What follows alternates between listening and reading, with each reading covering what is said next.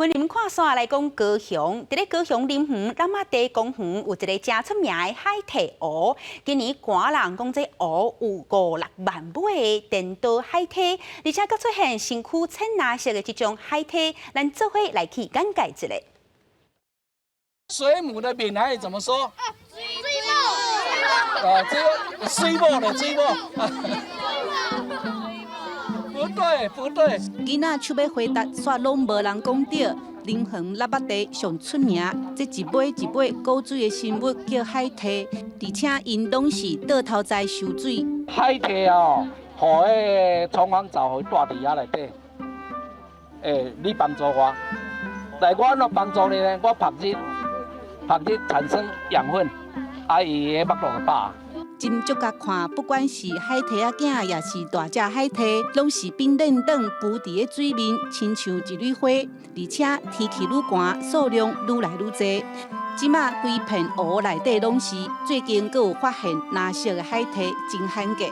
普通伊的色上济，深开始囝拢咖啡色，迄种白色。渐渐伊会把冲锋罩，伊会伫伊的身躯内底直发，转变咖啡色。蓝色的是因为看起来吼，介疗愈啊所以拢介喜欢。但是介久较看会到咧。有家己来看过，也毋过毋捌遮的知识。透过今仔日有人带，变到熟悉愈侪。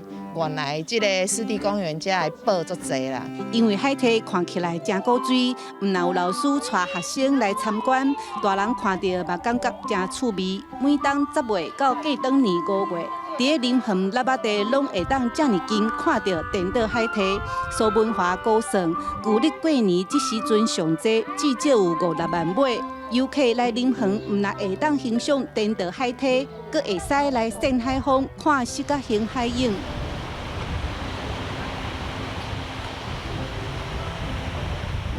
因为遐高屏溪含这台湾海峡的这个洋流两个冲击嘛，冲击就形成有这方块海风向无共啊。四角形海影上早是伫咧法国甲马祖介有名，是世界级的美景。想袂到伫林园线尾嘛有，而且规年冬天拢看会到，已经是林园新的景点。记者陈嘉文、廖伟哲高雄报道。